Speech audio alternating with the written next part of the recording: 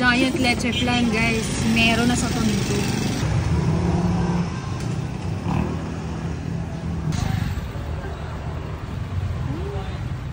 Yung nag-viral na giant leche flan sa ibang lugar, ngayon finally, meron na rin sa Manila. Yung sa itsura pa lang, makikita nyo na hindi talaga tinipid. Tignan nyo naman yung leche flan nila.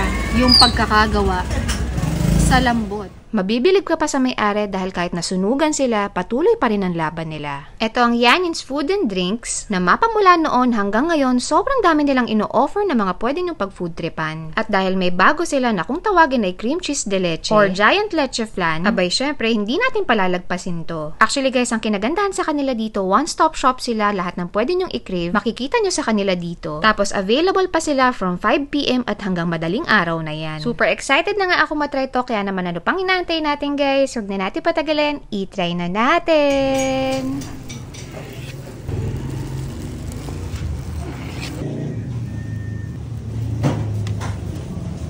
Giant leche flan, guys. Meron na sa Tondo.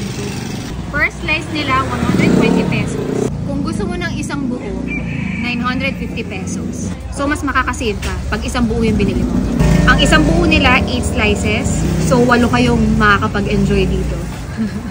So, ito yung isang slice. Yan. May lalagyan siya talaga. 8 slices. Walang vlogger dito. Okay? 120 pesos. Ay, wow, ang lambot. O, ito o. Tignan nyo naman yung leche flan nila. Yung pagkakagawa sa lambot. Wow. Tignan nyo yung kintab niya. Wow. Dumudulas. Dumudulas. Sa tinidor. Sa sobrang lambot. Grabe. Try na natin.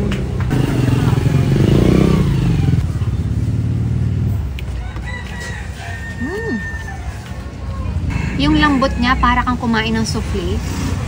Yung lasa niya, leche flan na leche flan. Wala namang extraordinary. Basta leche flan siya. Leche flan pa rin. Maa-amaze ka na lang dito yung sa lambot talaga. Wala naman nang i-extraordinary to. Leche flan is leche flan. Nasa tamang paggawa at pagluto na lang. Yung texture na lang niya. Ayan, makikita niyo yung pagkatusok ko. Wow. Sa lambot. Grabe. Woo! Para sa 120 pesos, ako hindi ko kaya ubusin to. For sharing to para sa akin.